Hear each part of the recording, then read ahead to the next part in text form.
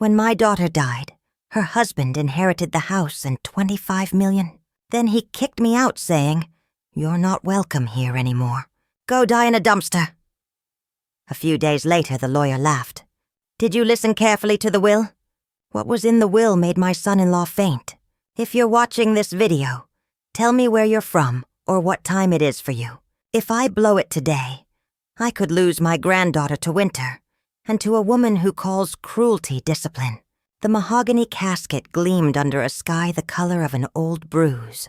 It threatened rain, the kind that waits until you take your hat off and then remembers what clouds are for. Folks wore black like crows, scattered across the green, and I held Michelle's third-grade photo, the way an old woman holds a coffee cup when her hands need purpose.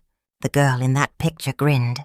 Gap-toothed like trouble was a game meant for after homework.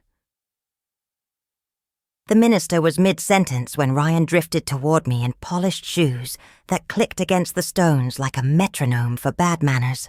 He put on a face that could pass for sympathy if you were squinting from across the county. "Patricia," he said, soft but loud enough for the nearest gossips. "I hope you're not thinking you'll be staying in my house after this." Ice water has more warmth. The photograph flexed in my palm. "It's my daughter's home," I said quietly, because grief doesn't have the lungs for shouting. "Was," he answered. "Michelle made sure her loving husband was provided for." I felt Rachel Delgado step up beside me. A farmer's weight, dependable as the seasons. Some people talk support. Rachel just stands where a wall ought to be. The minister tried to press on, his voice lifting above the murmur. But Ryan was staging a different service. The kind where humiliation is passed like a platter of deviled eggs. "We haven't heard the will," I told him. "What's to hear?" His smile didn't touch his eyes. "I'm her husband." The shovel scraped. First soil thudded onto wood, and that sound carved me up in neat little slices. When the last shovel hit, the rain finally decided to arrive, needles pricking through my jacket, as if arthritis didn't already do the job. Ryan's laughter carried across the cemetery like it had tickets. He gathered a ring of witnesses, neighbors, a bank man, Mrs. Whitaker, people who'd watched Michelle grow out of grass-stained jeans into a suit and a payroll. He fed them a line about practical matters, and everyone acted like they didn't hear the word practical used as a cudgel. Rachel leaned in. "You want to leave, old friend?" "No," I said. "I want to remember my girl a minute." I laid one red rose on the fresh mound, the same kind her father used to grow. Then I walked toward my truck. Ryan intercepted me like the county line, flanked by that little jury he'd convened. "In reality," he said, "is that Michelle left everything to me. The house, the business, the investments, all of it." "We'll see," I said, because sometimes the only courage left is keeping your voice level. He invited everyone to his home for a proper memorial. No one looked at me when they said they'd be there. Grief makes folks easy to herd. The 15-minute drive to Oakwood Drive felt like driving into weather. Cars funneled into the circular drive, gravel popping under tires.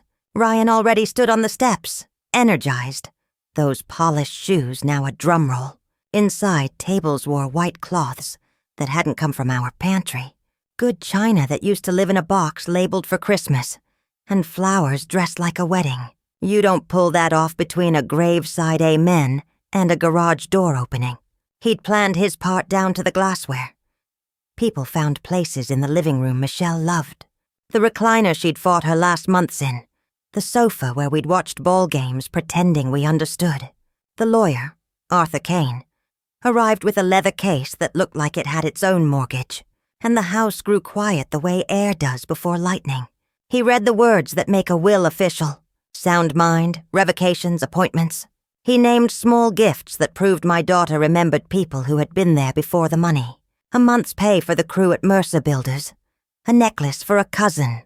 A donation to the children's corner at the town library. Ryan drummed his nails when generosity wasn't aimed in his direction. "To my beloved husband, Ryan Carter," Kane read. "I leave the family home on Oakwood Drive, with its contents, and the sum of $25 million from my investment accounts. He rose like a cork in a shaken bottle, saying, "I knew Michelle took care of me." Neighbors nodded because that's what neighbors do when manners tie their hands. I could hear the floorboards creak under his triumph. I asked the question you ask when pride is a luxury and truth is overdue. "And what do I receive?" Kane's eyes met mine with a look I couldn't place.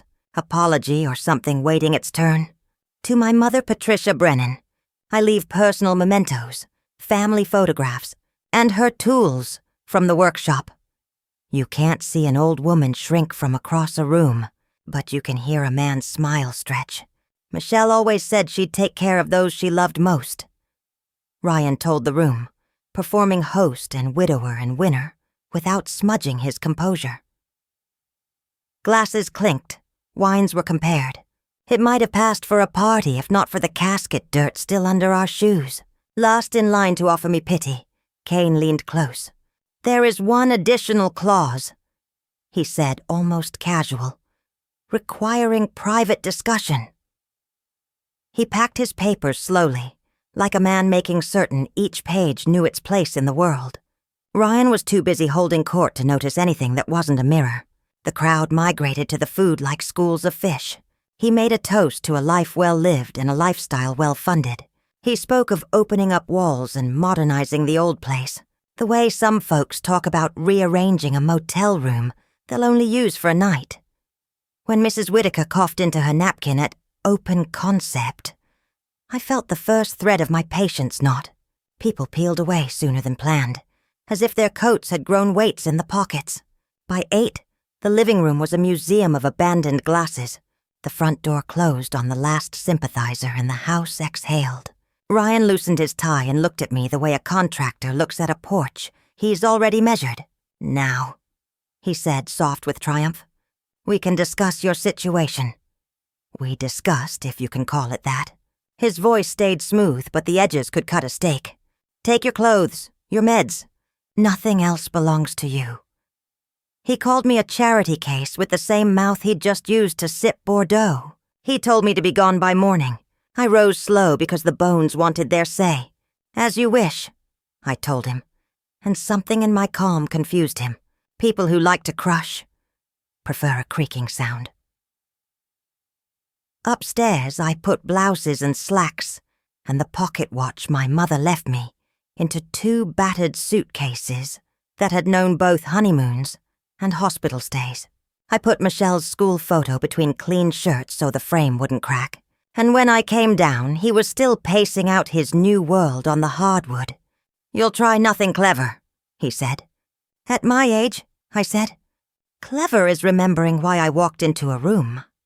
Left at 6 the next morning with the sun cracking peach on the horizon and trucks whispering west down Highway 52. The roadside inn smelled like old cigarettes trying to quit.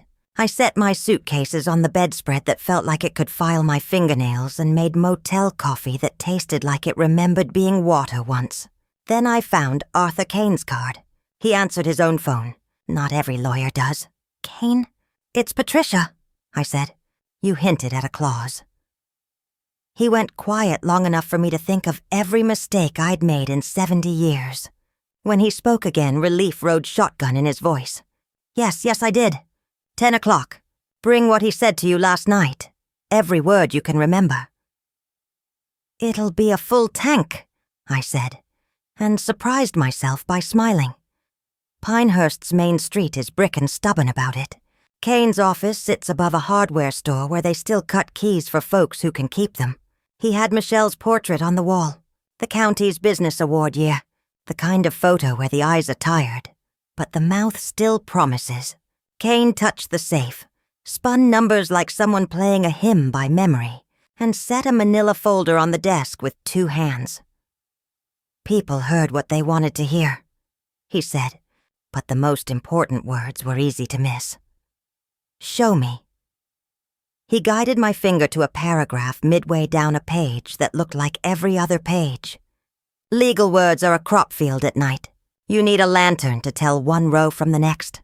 Read it," he said. The house and monetary assets transfer to my husband, Ryan Carter. I read, my mouth dry, on the condition that he provides proper care and dignified housing for my mother, Patricia Brennan, until her natural death. The next sentence landed like the first warm day in February. Should this condition be violated through eviction, verbal abuse, or failure to provide respectful treatment, the entire inheritance shall immediately revert to the Mercer Oncology Foundation. I sat back. The chair did the thinking for me until I could join in. I told him what Ryan had said. His words about trash heaps and charity, the deadline, the door. Then, as of last night, Kane said, tapping the claws with his pen, he has nothing. I didn't cry. Not there. Not in front of the wall where my daughter's official smile pretended it could carry weight. But I did put both hands around that folder like it was a space heater brought into a cold room. Michelle had fought for me from a hospital bed while pumps beeped and strangers adjusted her blanket. She'd thought ahead to a morning where I'd wake up in a motel that smelled like failure and coffee. By 3, we were parking in the circular drive. The house looked the same and nothing like itself. I stood slightly behind Kane as he rang the bell. Polished shoes clicked toward us. Those metronome shoes. I told you never to come back, Ryan said when he saw me. Sir, Kane said, polite as a judge. We need to discuss your wife's will. That was yesterday. Everything's settled. You're trespassing. Kane extended the full copy. Raised seals, witness signatures, the stubborn permanence of ink. He scanned the first page with the bored confidence of a person who assumes ink only writes love letters to them. Page 2. His mouth shaped the first vowel of trouble. Page 3. The color left like the tide. This is fake, he said, louder than necessary. Originals in my safe, Kane said. You may view it in my office. This copy is notarized. He read the phrase about proper care out loud, as if sounding it might make it different. When Kane explained that eviction and verbal abuse triggered forfeiture, Ryan tried on 5 expressions in 3 seconds, none of which fit. I didn't mean it, he said. People say things. The document doesn't concern itself with intent, Kane said. Only conduct. I eased into Michelle's recliner. I'd avoided it since the funeral, the cushion still shaped like endurance. We'll need to discuss living arrangements, I said. What do you mean? He asked, voice small, a first attempt at honesty. The foundation assumes ownership by week's end. I have lifetime residency rights. You can stay if you like. I let that hang. Under some basic rules. Respect. No more talk of trash heaps. Treat this as a home instead of a stage. Kane cleared his throat. A modest stipend will keep the home functioning for its residents. That's in the transfer packet. I lost everything, Ryan whispered. A man one step from a mirror that refuses to cooperate. Everything I planned. You lost what didn't belong to you, I said. That surprised me with how gentle it came out. There's a difference. Kane packed his briefcase with the precision of a man who knows where sharp edges live. At the door, he gripped my hand. Your daughter would be proud, Patricia. She chose her words well. When he left, the house quieted into its old heartbeat. The grandfather clock in the hall. The radiator murmuring about December, even though it was only spring. Ryan sat, hands folded in a way that might pass for prayer if you didn't know the backstory. I'm sorry, he said. The words came like someone trying on a jacket off the clearance rack. About what I said. About everything.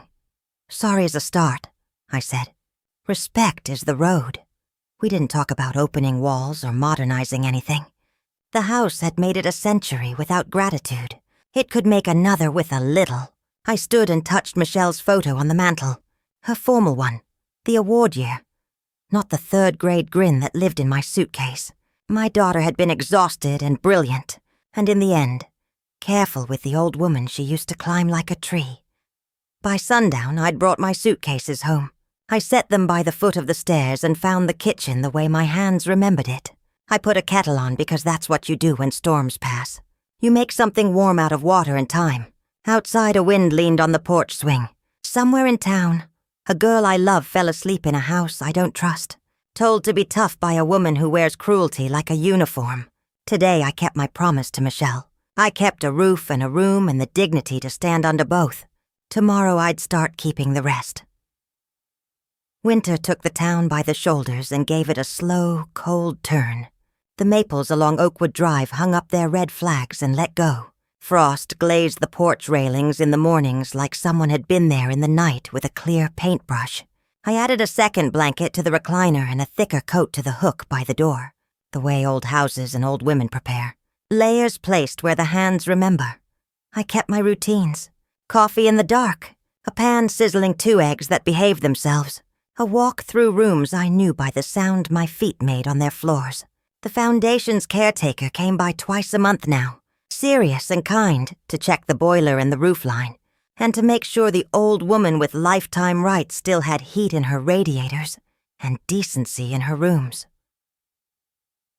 Ryan kept to the far side of the house as if it were an ocean, passing me in the hall with careful weather in his face.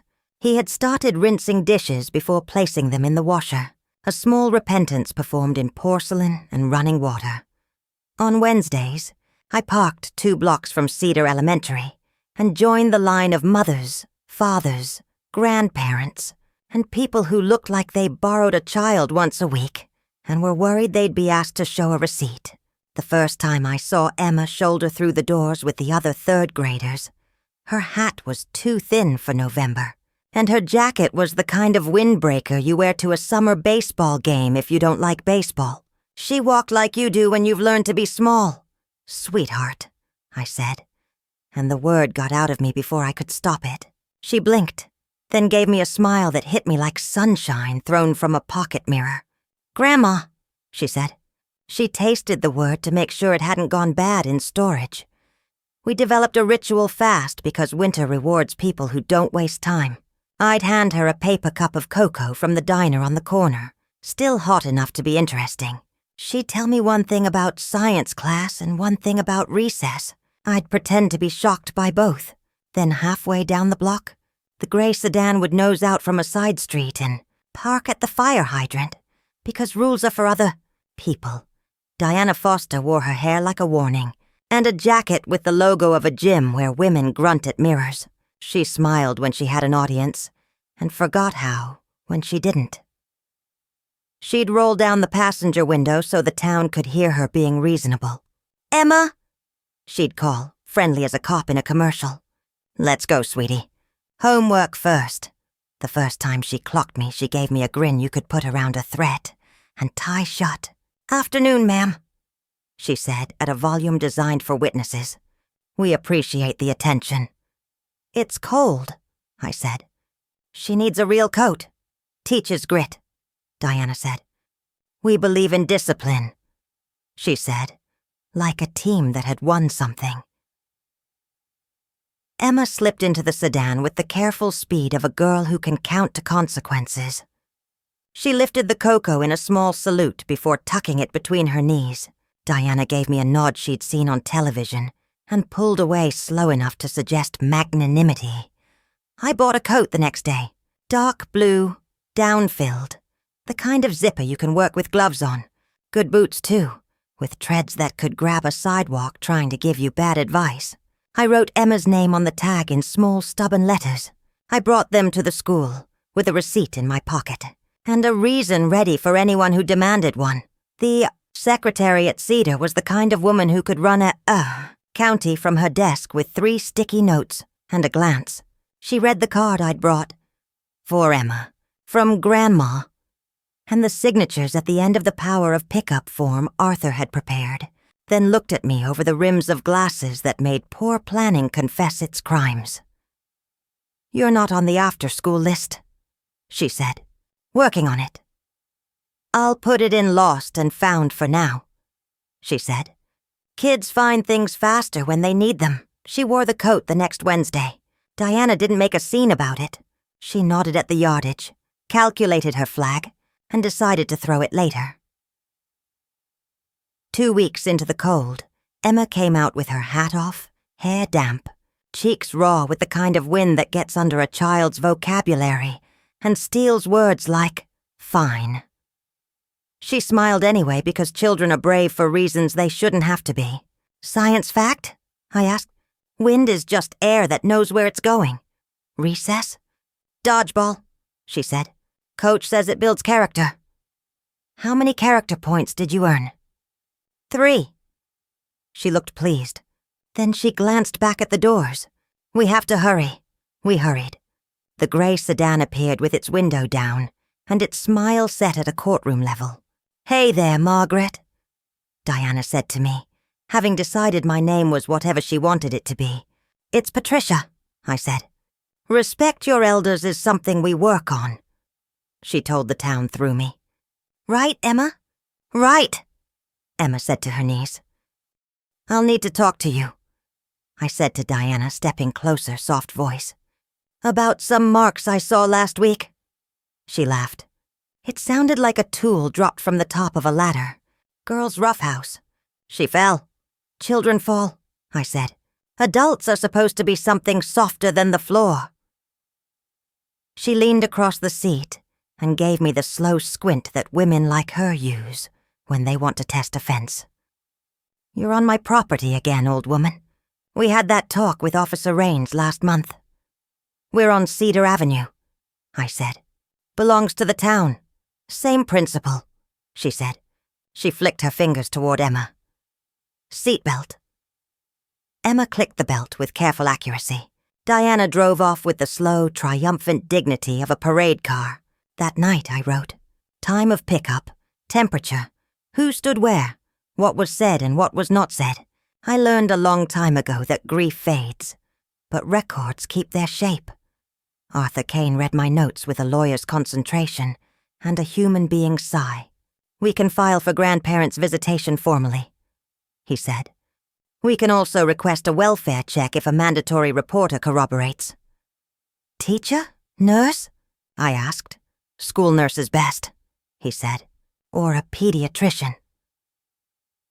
Rachel drove me to the nurse's office 2 days later because she said she didn't like the way I was white-knuckling the wheel lately. Cedar's nurse, Mr. Patel, had the efficient kindness of someone who spends all day triaging what childhood throws at people. Splinters, stomach aches, the occasional catastrophe disguised as clumsiness. He couldn't say much, not without the right paper, but he could say a little. I can't discuss a student, he said, but I can accept a donation of winter supplies and hand them out as needed. I can also give a general talk to 3rd graders about warmth. And if I happen to notice someone whose coat is thinner than my patient's, I can send a note home. Gentle is the first tool we try. Gentle, Rachel said when we were back in the truck. You ever notice it takes more strength than loud? I nodded. Winter scuffed its feet along the curb and prepared to come in whether it was asked or not. The first skirmish came on a Sunday, the way trouble often shows up when you're tired and properly dressed for church. I was on my porch mending a glove with a needle that kept reminding my fingers what they weren't anymore. When Diana parked her grey sedan, half on my grass, she got out holding the coat and the boots like trophies wrested from an opposing team. We have a policy, she announced, and a neighbor's curtain lifted just enough to admit curiosity. Earning extras. Warmth is not an extra, I said. It is when you get dyes, she smiled. Consequences fix that. I set the glove on my knee. I wore a thin jacket to a spelling test once, I told her. Came home with a fever and a D- essay about a goose named Go. Didn't improve my spelling, just improved my cough. She came up one step, then another. People like Diana believe stairs are there to be taken. You're interfering, she said. You undermine me with that school. I bought a coat, I said. You showed her I'm not enough. She's 8, I said. The weather is 21. She held out the boots. These go when she earns them, and she will because I'm not raising a soft girl. You're not raising her, I said, gentler than the words deserved. You're practicing on her." That earned me a smile she'd been waiting to use. She took her phone from her pocket and dialed without looking. "Yes," she said into the air. "Officer Rains? I'm at the old Mercer place. The grandmother is being difficult." She glanced at my face for the headline that would most damage me. Aggressive. The cruiser took 8 minutes because the officer finished his sandwich, and because Pinehurst doesn't believe in hurrying more than once a week. Rains stepped out with his notebook open. Reluctant referee. "Ms. Foster," he said. "Ms. Brennan." He wrote our names carefully so he could spell them later. "Problem?" "No problem," I said. "A disagreement about boots." "Discipline," Diana said. "She undermines it." Rains looked at the boots, then at my hands, then at the street where everyone had managed not to stare. "Civil matter," he said, which in this county is code for, "I'm not getting in the middle unless someone bleeds." He shifted his weight. "But I'd encourage everyone to consider the temperature. It's only going to get colder." He coughed. "Sir," he added, surprised to see Ryan in the doorway, his arms folded in a picture that suggested he was choosing a side and had brought witnesses. "Officer," he said, and his voice did not have the glass in it anymore. "Would you like some coffee to go?" He hesitated. "That would be fine." Ryan handed him a travel cup, and while Diana admired herself in the reflection of my porch light, passed me a folded envelope. I recognized the stationery, Kane and Fielding at the top in letters that knew their place. "Arthur brought it this morning," he murmured as he went by. "Emergency petition." Diana saw the paper and bristled. "Lawyers now? Over boots? Over patterns?" I said. Rains cleared his throat. "I'm going to suggest," he said, "that everyone stop talking on porches in public about private matters that have children in the middle." He looked at Diana. "Don't block hydrants." He looked at me. "Don't escalate." He looked at the sky. "Bundle up." They left. Ryan stood in the doorway for a moment like a cat deciding whether to come in. "You want stew tonight?" he asked. "It's the kind that forgives bad days." I nodded. "Thank you." "This is not the life I thought I was buying," he said, and it was the first time he'd said a sentence with himself at the beginning that didn't end at himself, but it might be the one I needed. The petition Arthur filed did what paper can do when it stands up straight. It got us a hearing date with a judge who believed in punctuality and winter gear. It gave me temporary visitation every Wednesday and Saturday. Pickup allowed by any responsible adult whose name appeared on a very specific list. It warned Diana by implication, and then by explicit language, that discipline and harm live in different counties. In the meantime, I worked my plan like a woman, shoveling her sidewalk before dawn. I talked to the librarian about a chess club that met after school, and happened by great coincidence to meet on Wednesdays. I showed up at the dentist with a check from the foundation marked Anonymous, and a quiet question about affordable cleanings for kids who flinched. I asked Mr. Patel if he could teach a short lesson on frostbite, and what fingers look like before they're in danger. I enlisted Rachel to fix the back fence at Emma's mother's place, so the dog couldn't run into traffic, and the girl could at least play fetch without crossing the property line. None of it was dramatic. Drama burns fast and leaves smoke. Winter likes steady heat. On the first Saturday of visitation, Emma wore the coat and the boots without comment. She got in my truck like it was a lifeboat and stared out at the town like she had signed up for a new class and wasn't sure about the teacher. I took her to the diner and ordered pancakes shaped like animals that barely qualified. She made a giraffe out of syrup and geometry. "Science fact?" I asked. "Snowflakes are like fingerprints," she said. "No two are the same." "Recess?" "Dodgeball got canceled," she said. "Coach said too many kids forgot their hats." We went to the park and built a fort out of boxes I'd saved, the way old women save things that might be needed someday. We read a library book under a wool blanket in the back seat when the wind got rude. We practiced saying no in the way Mr. Patel had taught. Calm, deliberate, loud enough to wake a sleepy adult. We practiced asking for help like it wasn't a sin. When I brought her back, Diana stood on the porch with the smile turned off. She did not comment on the hat, which had ear flaps you could land a plane on. She did not comment on the boots, which had seen more joy in one day than some boots get in a decade. She said, "Homework," and Emma whispered, "Yes, ma'am." And the door closed on the girl's small wave in a rectangle of warm light.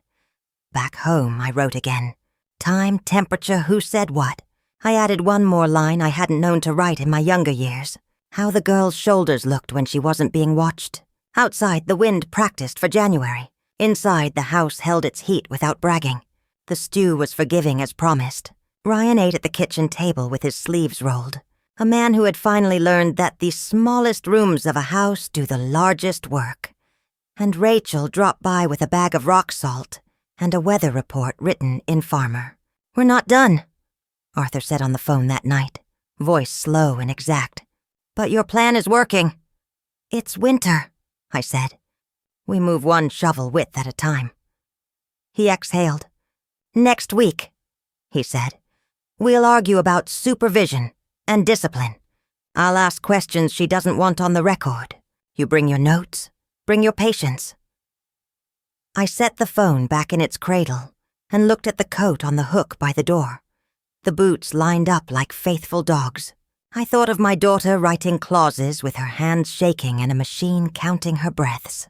I thought of a girl sleeping under a roof that didn't yet understand its job. Tomorrow we'd add one more layer, then another, and another, until the cold had to look somewhere else for a victim. By the third week of freezing rain, winter had switched from a mood to a policy. The town wore salt stains like it had been crying and didn't have sleeves. I kept my notes dry in a plastic sleeve and my temper under a wool cap. Evidence hunting sounds predatory until you realize it's mostly patience with a pen. I added columns to my log. Temperature from the bank sign. Time of pickup. Who stood where. What was said. What wasn't. And whether Emma's shoulders were held up by hope or habit. I taped in a photo from the sidewalk. Diana's gray sedan squatting on a fire hydrant, and a printed weather sheet from the library computer for the day. She tried to mail the boots back to February. Mr. Patel, all quiet competence and a drawer full of Band-Aids, called Arthur with language that has weight in courtrooms. "Pattern," he said. Bruising consistent with grip. Child hesitant to explain. Parent figure minimizes. He wrote what he could, in a way that didn't ring an alarm so loud it would scare the girl more than the weather already did. Mandatory reporters don't shout. They arrange facts into staircases and invite the law to climb. At the diner, the waitresses began to send out a second cocoa for that science kid. No charge because Pinehurst has never met a child. It wasn't willing to fatten for winter. At the library, Mr. Alvarez reserved a corner table for the chess club on Wednesdays and invented a rule that you couldn't play without a hat. On Saturdays, Rachel drove us to the thrift store on the edge of town, where the best coats are always in the women's section because women don't admit they're cold until March. Ryan surprised me by learning when not to talk. He packed a small brown bag on visitation days, orange slices, a granola bar, a napkin with a joke written in neat, unconfident block letters. He set it by the door without comment. The way you set down a brick in a wall and trust gravity to do the polite thing. Diana escalated like a woman walking down a staircase she insisted was up. She filed a complaint through her lawyer, a man with teeth like a picket fence, claiming interference with parental authority and alienation. She brought up my age as if birthdays were misdemeanors. She CC'd Officer Raines on an email full of words that sound brave when typed. Boundaries, consequences, feminine duty. She switched from hydrant to curb, but idled where she could be seen. Voice pitched for a jury that existed mostly in her own imagination. Arthur read the complaint and set it on my dining table the way some women set a fish they intend to clean. "We answer," he said. "We don't bark." He coached me on being boring. "Boring plays well with judges in winter. No porch confrontations," he said. No speeches, no commentary. Offer Coco, say, "See you Saturday. Take notes." Let her be the interesting one. So I did.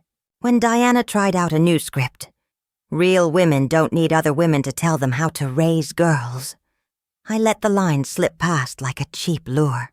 When she tested my name again, Margaret, I answered Patricia, without emphasis. When she flicked the brim of Emma's hat and called it soft, I said, "It's warm," and folded another page into the log. The pressure we applied was the sort that leaves no bruise. Coach got a friendly call from Mr. Alvarez about winter activities that build lungs instead of limps. The principal received a letter on foundation letterhead, anonymous, courteous, legally bland, offering funds for a warmth shelf in the front office. Spare hats, gloves, socks. The city sent Diana a photo radar ticket for rolling a stop sign 2 blocks from Cedar. Not my doing, but it encouraged her to remember that rules are a community sport.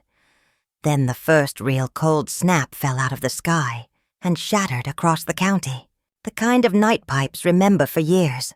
The kind of dawn that makes breath look like something you could trip over. On Wednesday, Emma came out of the school with her backpack zipped all the way for once, and her hat pulled down like a promise. She hugged the cocoa with 2 hands.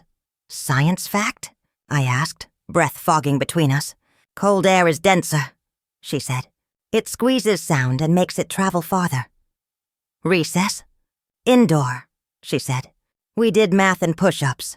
I'm better at math."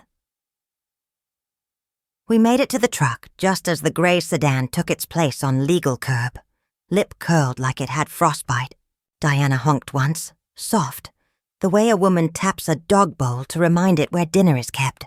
"See you Saturday," I said to Emma, and she nodded with those careful eyes that count adults the way hikers count rations. Diana didn't speak to me. She shut the door, checked the mirror to make sure I knew she was checking the mirror, and drove off without grandstanding. It put a splinter of worry under my tongue. Women like her don't go quiet. They reload. The splinter worked its way into Thursday. Arthur found the source of the reload.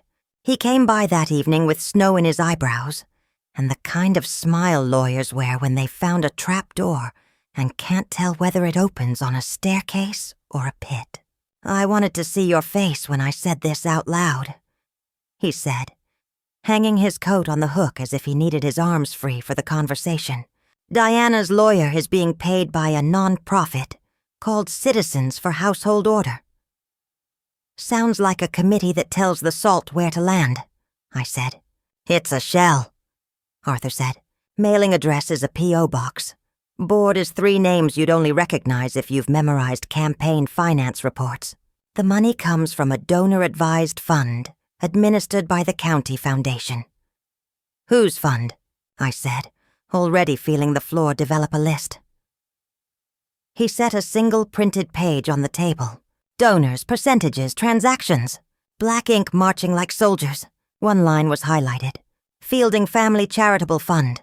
Operating grant to Citizens for Household Order." "Your partner," I said. "My partner," he said. He pulled out the chair across from me and sat like a man accepting a verdict. He is not representing Diana. He's not even necessarily aware where the money landed after it left his fund. That's the story he'll like, but he signed the quarterly dispersals. It's plausible deniability with a monogram. The house seemed to lean in to hear my response. The clock ticked louder, or maybe the quiet did. "Conflict?" I asked. "Not by the narrowest letter," he said. "But by the spirit that keeps me from tasting copper when I shave in the morning?" Yes, I confronted him. He gave me the kind of look people buy when they hire a publicist. He said fathers and fairness and trends and optics. I said child. He said calm down. I said a word I won't repeat in your kitchen. "What does it mean for us?" "It means Diana isn't paying her own freight," Arthur said. "She won't tire out. She'll file motions because someone will refill her quiver.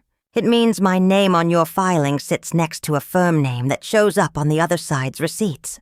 It means I'm quitting." The word landed hard and then made a sound like release. "You can't just—" "I can," he said. I did. I handed over my keys this afternoon. My cases come with me or they don't.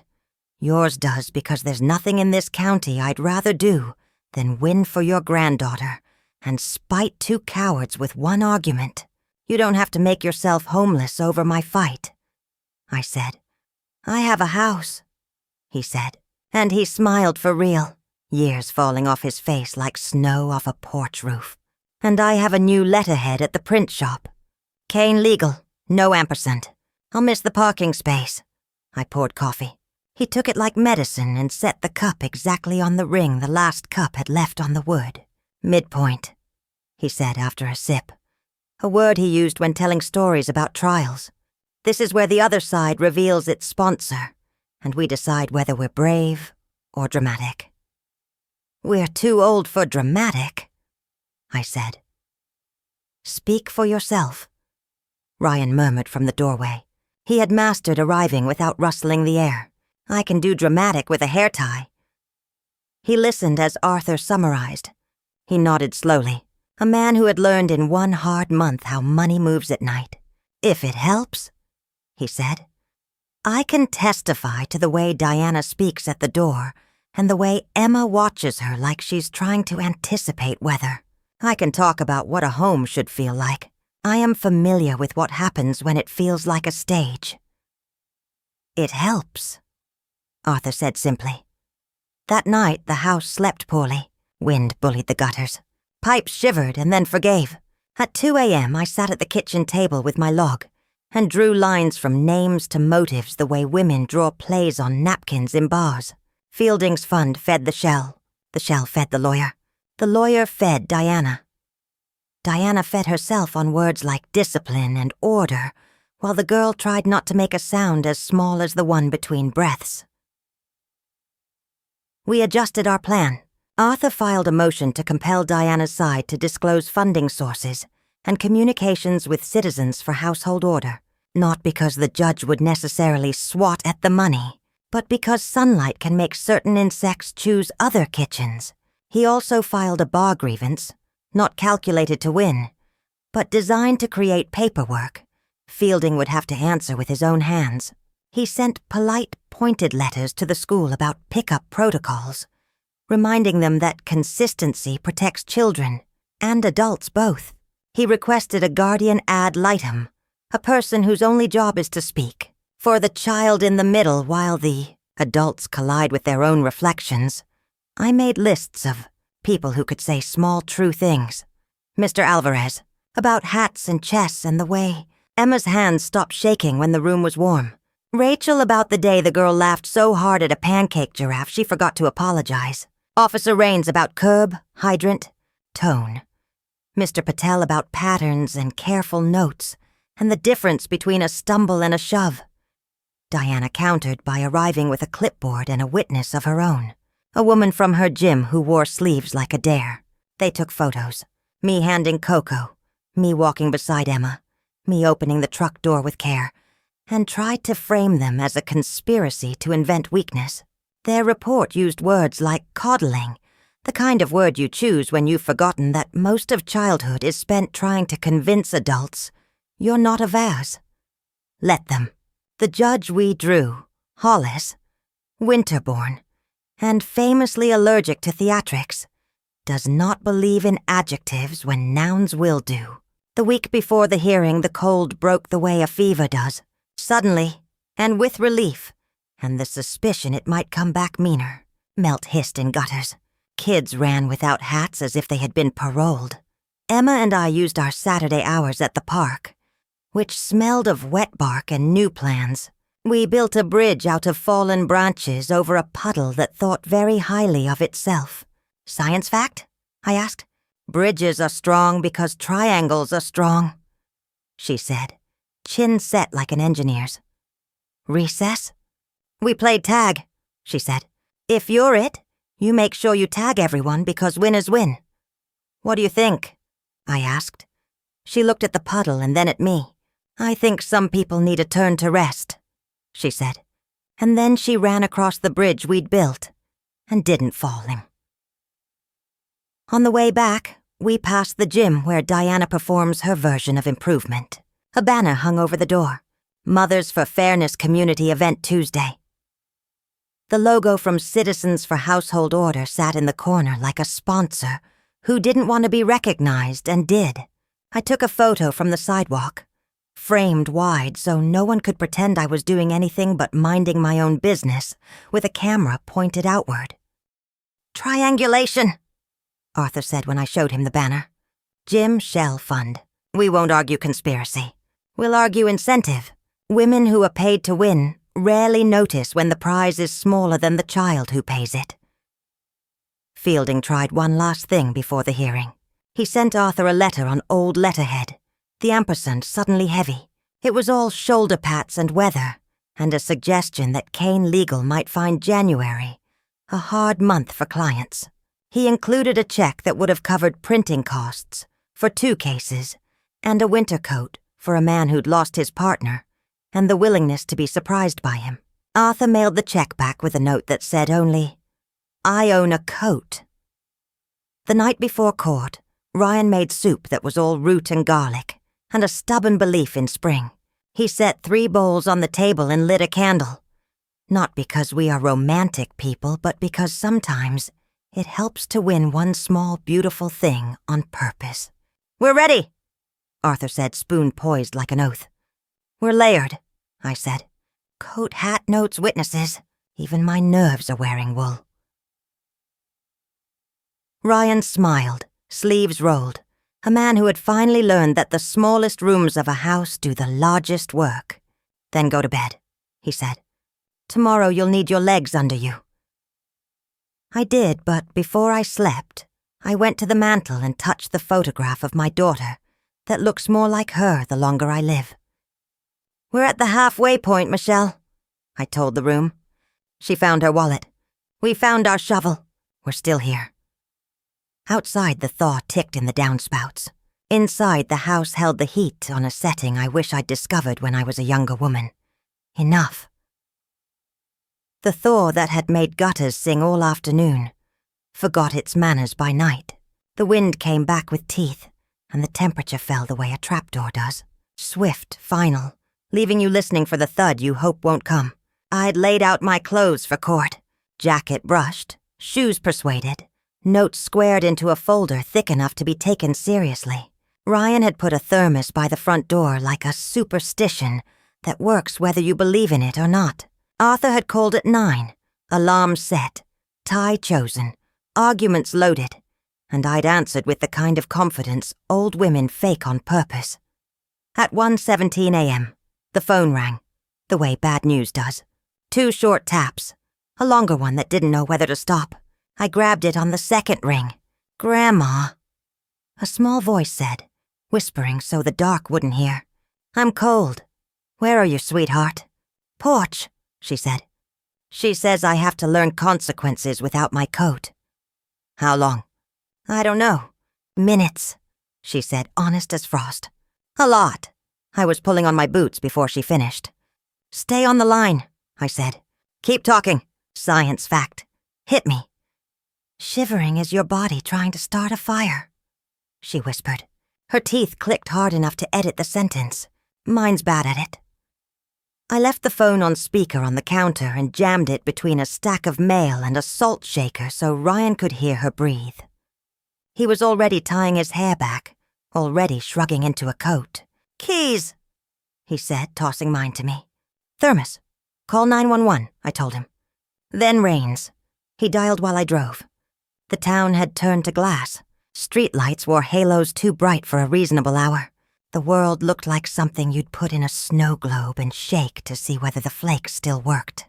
Diana's house squatted at the end of a block that pretended to mind its own business. Her sedan was gone. The porch light was on. A small shape curled on the top step. Knees up, hands trapped in armpits the way children's hands do when they've run out of options. I parked with 2 wheels on the lawn because grass has small feelings and asphalt doesn't. "Emma," I said soft, and set my coat over her before I lifted her. "Juice," she said into the collar. "Spilled it. Consequences."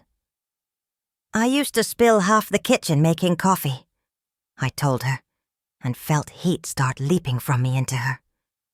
A trade I would have made even if the exchange rate was terrible. I still do. She was awake and answering, which put us in the right chapter. I didn't check for anything dramatic. I did the simple, stubborn things you do when cold tries to make decisions you should be making yourself. I put her in the passenger seat. I turned the heater on the kind of low that doesn't brag. I wrapped her in a wool blanket that lives behind my seat, because I believe in premeditated kindness. I held the thermos under her nose so the steam could explain its value, before the cocoa did. Ryan's voice came tiny, through the phone, when I picked it up off the counter at home in my imagination, and then remembered I'd left it in the kitchen. He pulled up behind me in his sedan, tires complaining.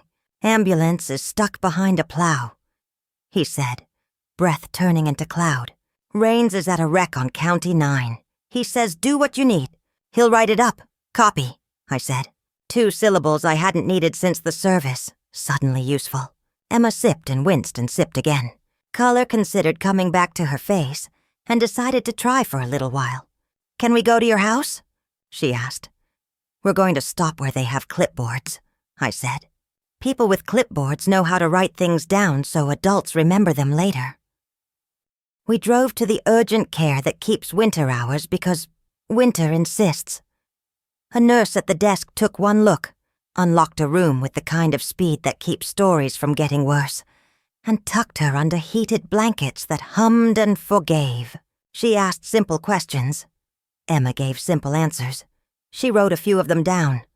Mandatory is a word that sits heavy in a pocket. She carried it like someone who had sewn the pocket herself. Ryan signed forms with a last name that had cost him a different kind of night once. I called Arthur from the hallway where vending machines offer food, but mostly sell patience. Exigent circumstances, he said, awake in one ring. Say the words out loud to the nurse. Ask her to note outdoor exposure. Ask if Rains can meet you there to document. I'll call the on-call magistrate and knock on a judge's door if I have to. Door's going to be mad at you, I said. It can file a complaint, he said, and hung up to go make Salt move uphill.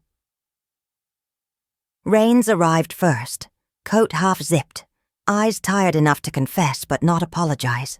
He looked at the chart, at the small girl asleep in a bed that had figured out how to be warm on short notice, at my hands still shaking on a delay.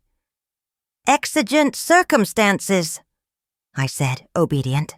Outdoor exposure. Porch. He nodded once, the way cops do when something is exactly unbearably clear. You entered to prevent harm, he said, already writing. You transported to care. You notified. The adult who did the locking was absent. She left for the gym, Emma murmured without opening her eyes, honest in the way children are when sleep plays defense for them. She said I could knock when I understood things. Rains made a sound I imagine he makes when he stubs his soul. He wrote that down too. Diana arrived late and loud, gym bag thudding against the counter like a piece of fresh meat, negotiating with gravity. She started with theater, jurisdiction, overreach, grandmotherly interference, then moved into a register that made the nurse step back and made Ryan step forward.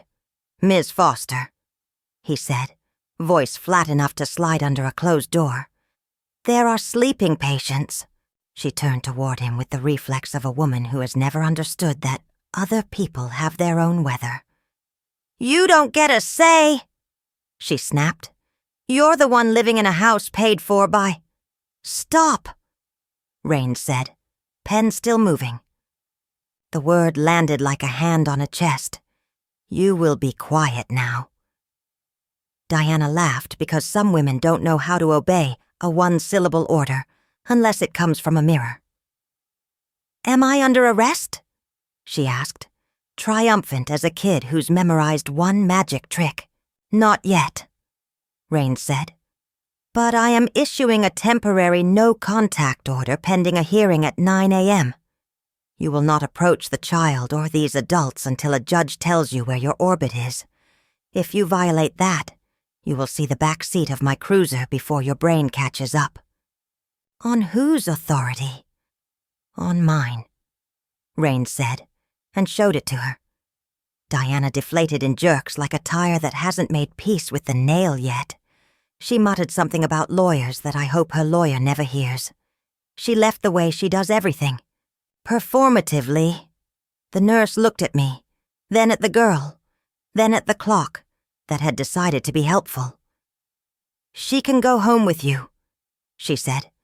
"Paperwork says safe adult with court time in the morning gets first possession. We call that common sense in this building." She wrote one more note, gently but clearly, then tore off a copy and handed it to me. "This page will matter." Back at the house, everything we'd set out for morning looked like a plan for a different life. I put Emma in the recliner with a blanket that had never worked so hard for so many years. She sighed the way children do when they finally get to relax against something that won't ask them to explain. "Science fact," she murmured, more habit than request. "Blankets trap air," I said. "Air is lazy. It doesn't like to leave once you convince it to stay." She smiled without opening her eyes. Ryan tucked the napkin he'd written a joke on into the pocket of her coat. She'd find it later and act like it had grown there on purpose. Rachel showed up with rock salt, because that's her love language, and stood guard at the window with the stillness of a woman who has watched more than one winter try to get away with something. Arthur arrived at dawn with a folder so thick it could brace a table. His tie was straight. His hair was not. "Magistrate signed a temporary order at 4 Oix," he said, sliding the page onto my kitchen table, the wood taking the weight with an approving creak. "Custody with you pending today's hearing. No contact from Ms. Foster. School notified. Nurse notified. Principal notified. Judge Hollis has read the overnight report and the nurse's notes." "The lines," he added with a tired man's small satisfaction, "are redrawn. Emma woke up with the slow blink of girls who were cold last night and aren't now." "Do we still have court?" she asked, voice small, but sitting up straighter than it had in months. "Yes," Arthur said. "And we will be on time. And we will be boring, and we will win the kind of win that looks like paperwork, but feels like spring." Emma nodded like a new soldier taking orders she understands. "Can I bring my hat?"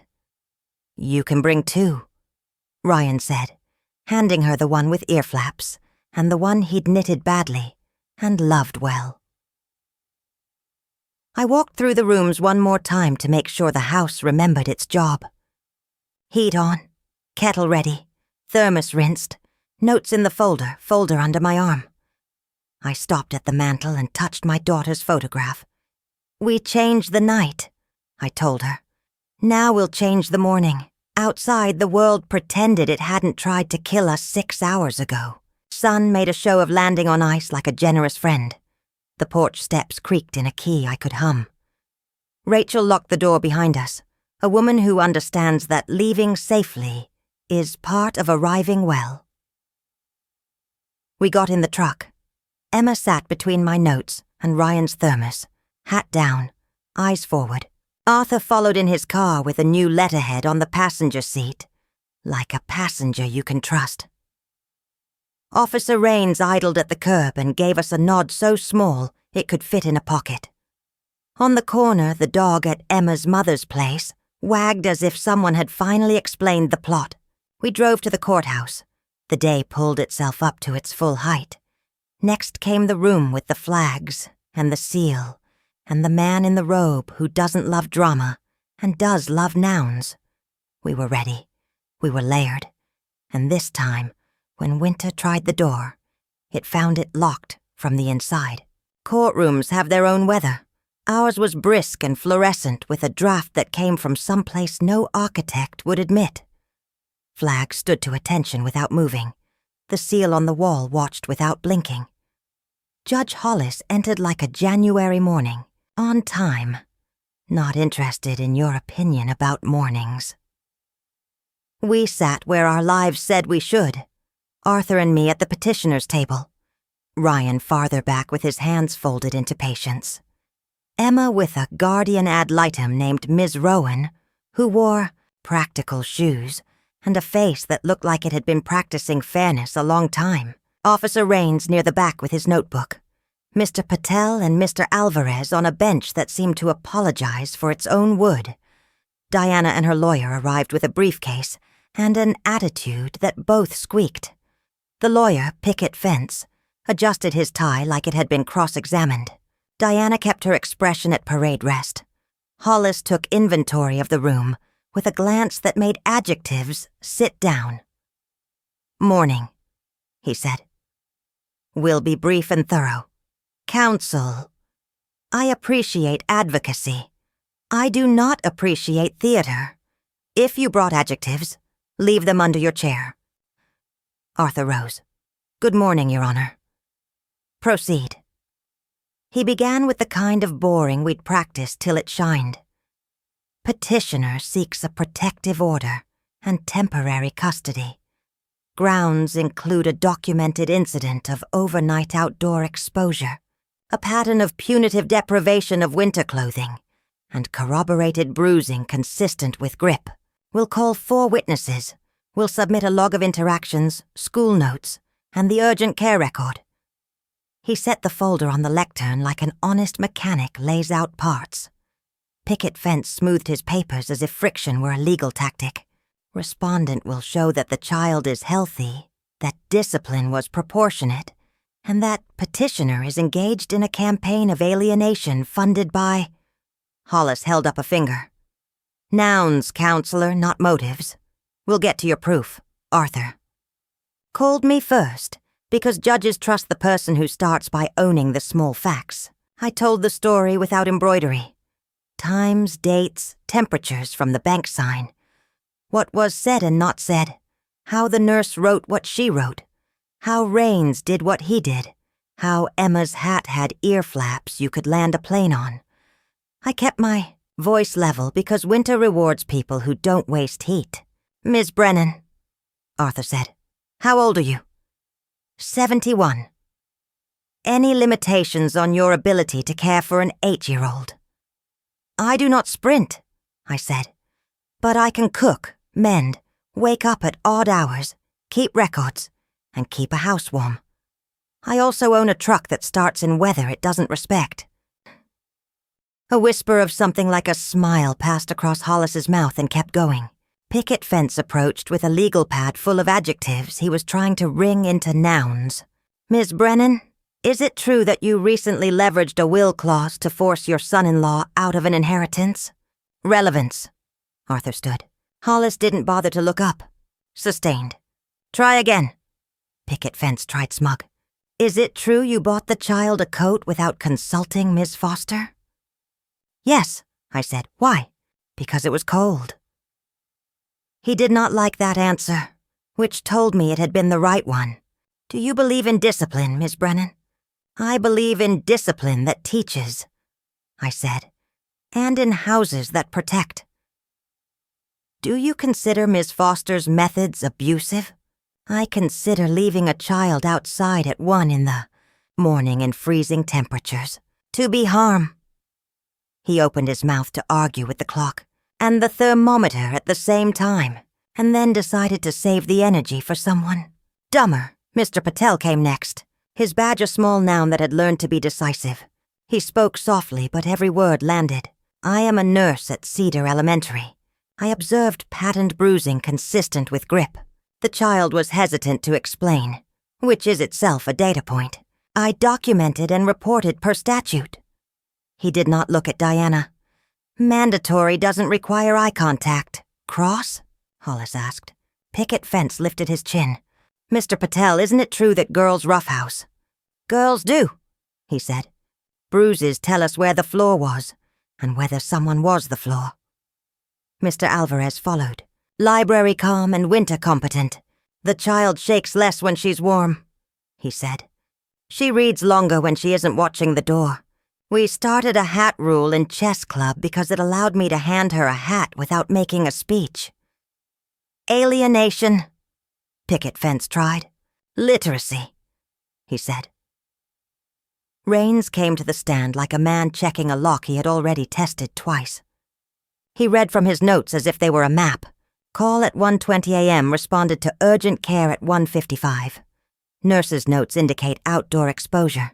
Child reported consequences for spilled juice. Porch light was on. Respondent arrived after. I issued a temporary no-contact order pending hearing.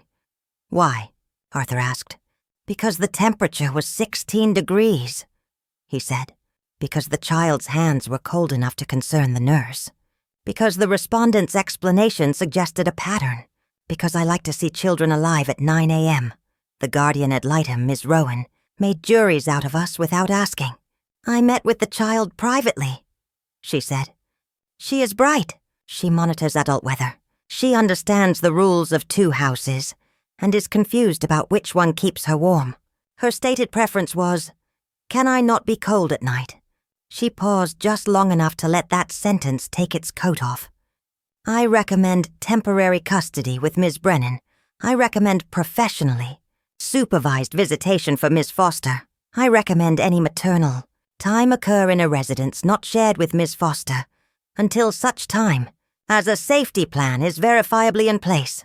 Picket fence adjusted, his tie into a new shape called indignation. Your Honor, before the defense calls our witnesses, we must note a troubling pattern. Donations to the school and letters to the city from... Sit, Hollis said without looking. You'll get your turn. He put Diana on the stand because she couldn't help herself. Some stories only she can tell badly. Diana sat like a woman sitting on her own reputation. Miss Foster, picket fence said. Describe your discipline philosophy. Women learn by doing hard things, Diana said, looking at the ceiling as if God were hiring. Girls become women by being held to standards. In our house, warmth is earned. Is it earned at 1 a.m.? Arthur asked, mild as January light. Diana squared her shoulders. She spilled juice on the couch after a warning. After 2. She gets coddled too much with cocoa and coats. She has to learn consequences. Is the porch locked from the inside? Arthur asked. Yes. How tall is she, Miss Foster? 3rd grade. How tall is the doorknob? High enough. High enough to keep her outside until you came home from the gym. Picket fence sputtered. Objection. Argumentative. Sustained as to tone, Hollis said. But answer the question, Miss Foster. Diana looked at the air like it had promised her something. She could have knocked when she was ready to apologize. Your Honor, Arthur said. I move to admit Exhibit 4, urgent care record stating outdoor exposure. Exhibit 5, Officer Raines's report. Exhibit 6, photographs of porch and interior lock at respondent's residence. Admitted, Hollis said.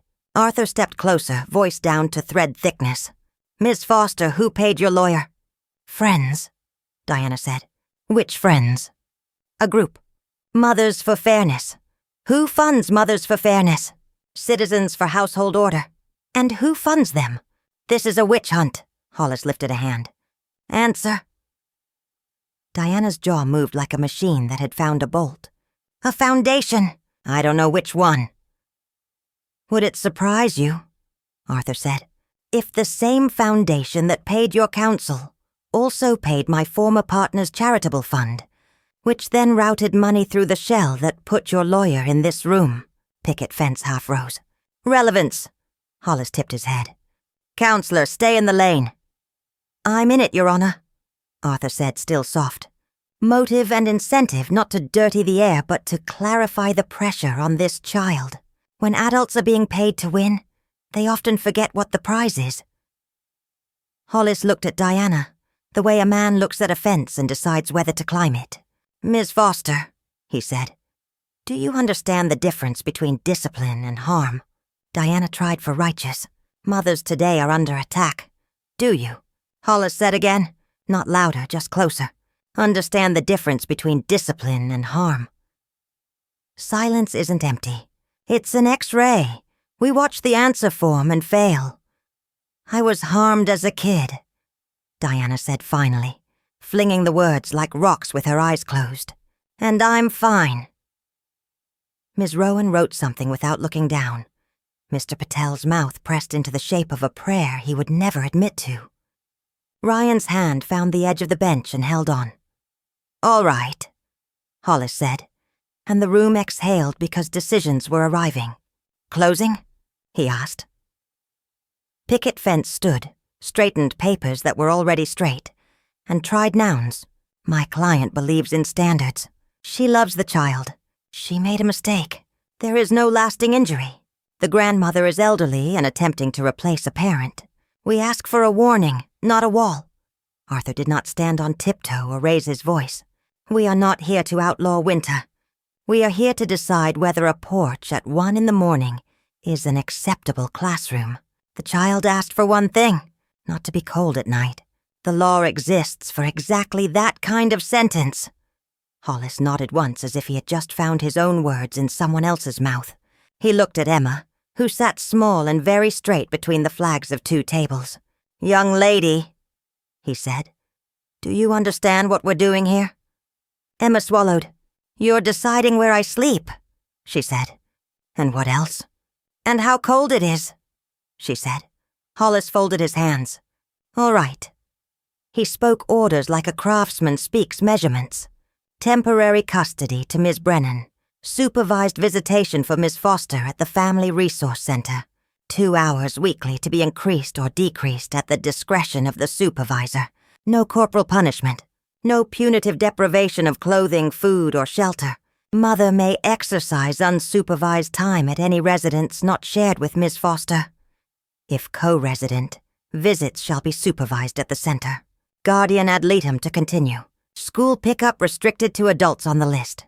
Curbside protocols to be followed. Respondent to complete a parenting course approved by the court, with a specific module on trauma-informed discipline. Review in 60 days. He turned a page, then added without looking up.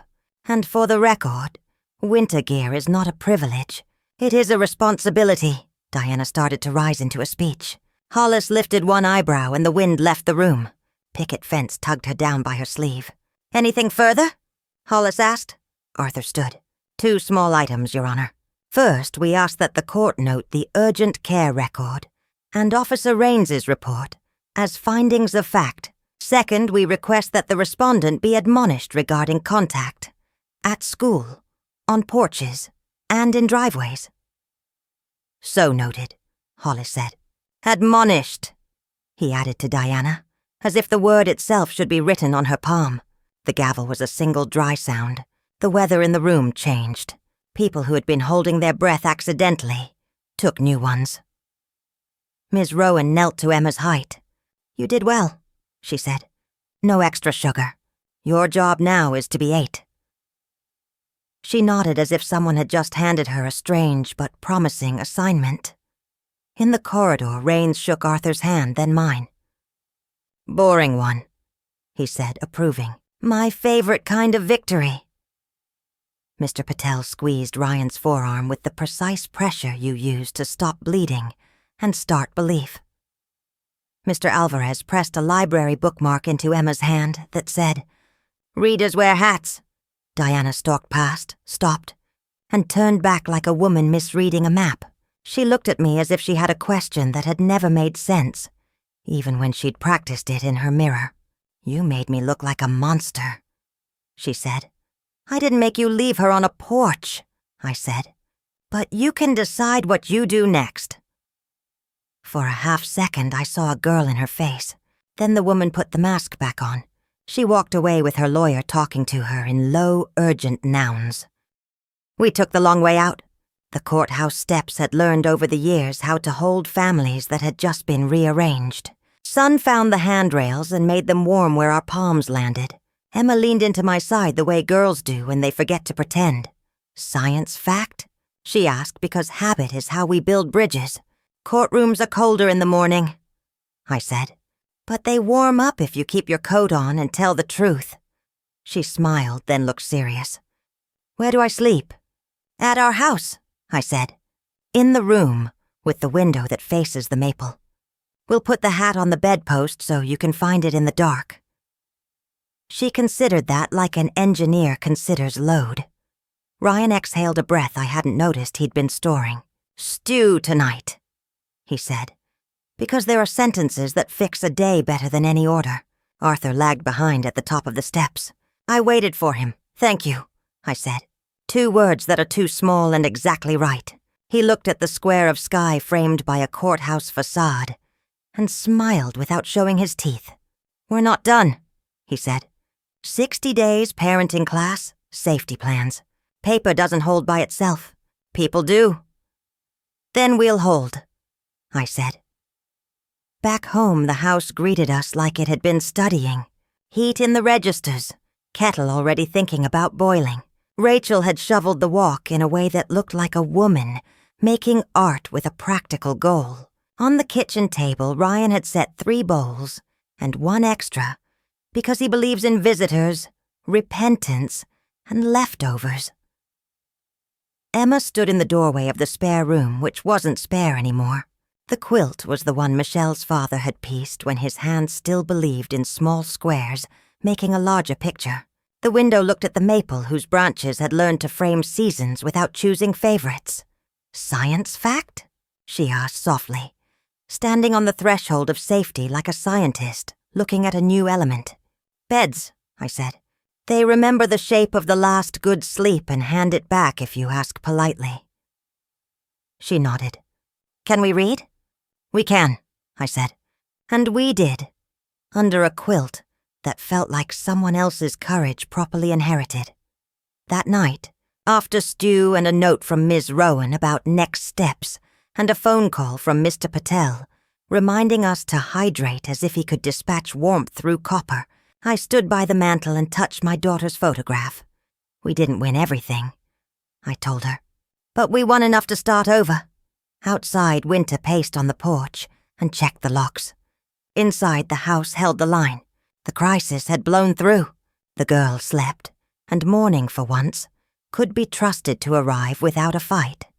Spring didn't arrive so much as admit it had been waiting in the wings. Snow withdrew into the shade like a shy guest.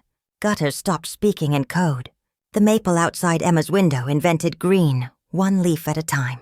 Our routines loosened their scarves, but kept their purpose. Mornings were easier now.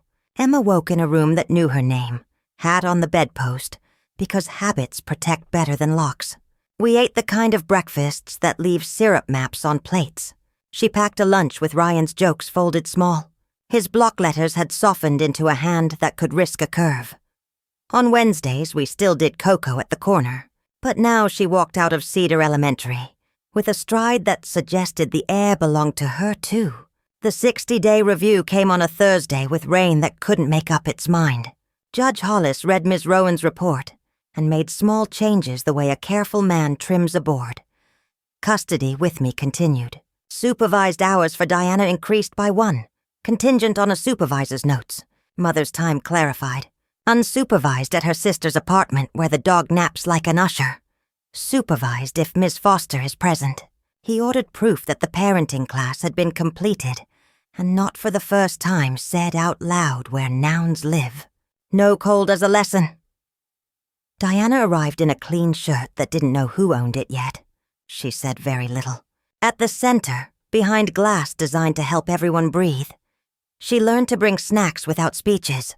The first time she apologized for being late, she did it like someone reading a line. The third time, she did it like a woman who had practiced in the car and wanted to try it for real.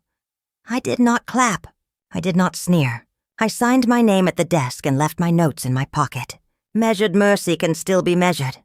At home, the house kept choosing us back. Ryan painted the spare room's trim the color of a warm almond and learned to knit hats that were proud of their mistakes. He started volunteering at the Family Resource Center on Tuesdays. Front desk. No fanfare, and learned everyone's coffee order by week 3. One evening, he stood in the doorway with a grocery sack and said, not quite looking at me, "I'm going to try my own place for a while." It wasn't exile. It was an adult choosing a door, We carried his boxes out together. He hugged Emma, whispered something about pizza Fridays, and left a casserole so precisely labeled it felt like an apology that had learned to do dishes.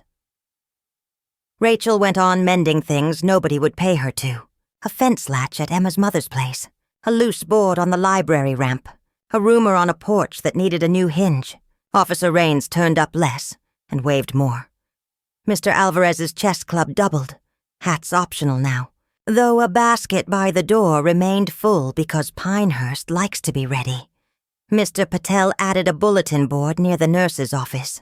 How to be warm, without asking. The school called it a pilot. The kids called it the treasure wall. Arthur's new letterhead had learned to look like it had always existed. Kane Legal fit on one door, and into one calendar, somehow expanding to hold what mattered. He asked me to stop by the print shop one afternoon, and showed me a trifold brochure with a photo of a coat rack on the front. Warm Hands Fund, it said. A partnership between the Mercer Oncology Foundation, Cedar Elementary, and the Pinehurst Library. Small grants for boots, coats, mittens, space heaters, checked by someone who knows how to keep houses from becoming news. He'd written it in lawyer, then translated it into human. You'll chair it, he said. I'll sit where the chairs are, I said. But I can write a thank you note and order mittens by the gross. We put the rack in the library lobby because that's where dignity goes to read. A small sign said, "Take what fits." Another said, "Leave what no longer does." People obeyed like it was a law they were happy someone finally passed. By April, every child I knew had 2 hats, one for their head and one for lending. On Saturdays, Emma and I built things that didn't have to pass inspection. Bridges out of sticks, boats out of bark, a kite that thought it was a comedian. She still asked for a science fact, because repetition is a child's way of stapling the world to itself. She started bringing me her own. Science fact, she'd say, serious as a judge. A scar is skin that remembered where the edges were and decided to keep going anyway. Good one, I'd answer, and mean it. We saw Diana at visits through glass, and then later across a small table in a room painted the same neutral optimism as every clinic. She tried. Sometimes she failed where no one could see but the supervisor's pen. Sometimes she caught herself halfway to a mistake and backed out of it like you do from a parking spot you chose too fast. Once she brought a book with dog-eared pages and read without coaching. Emma laughed at a joke right on time, and the laugh did not ask permission. At the 90-day mark, Hollis kept the frame and loosened a screw. 1 additional supervised hour to be earned by a week of simple notes, marked "No concerns." He looked at Diana the way a man looks at weather you can work around if you're honest about where the clouds are. "You will not be graded on volume," he said. "Only on warmth and patience." We kept living. That turned out to be the bravest decision available. By June, the maple slapped shade onto the porch, as if it had invented generosity. Emma ran sprinklers in a hat on purpose just to laugh at the contradiction. On a hot afternoon that felt like the kind of reward winter offers if you file your paperwork.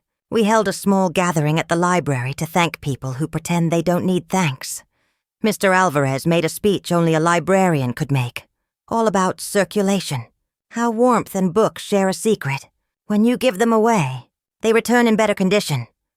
Mr. Patel stood in the back and tilted his head so the applause could reach the part of him that saves his strength for weekdays. Arthur handed me a clipboard with numbers that behaved themselves. The Warm Hands Fund had purchased 117 pairs of gloves, 63 hats, 42 coats, and 1 electric bill that would have been a story if it hadn't been a receipt. The foundation account balanced like a kitchen chair. Emma tugged my sleeve. "Grandma?" "Hit me. Science fact. Maple seeds are called samaras, and they spin so they can land somewhere better. We watched a handful helicopter down like little decisions.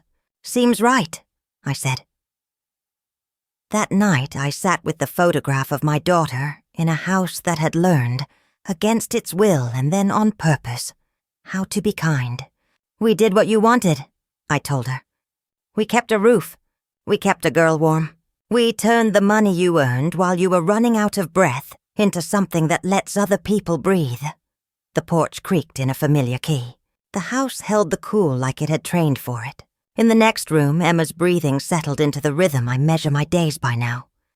I closed my eyes and counted the ways Winter had failed to win. Measured mercy isn't a parade. It's a schedule. We keep it. We show up. We add a layer when the wind changes. And when a child asks, "Where do I sleep?" we answer with a room that knows her and a hat on the bedpost, just in case she wakes to a night that needs reminding who it answers to. If this story resonated with you, leave a like and consider subscribing. You can also drop any comment below, even just one word. Maybe tell me where you're watching from or what time it is right now. Sometimes one word is enough to say you were here.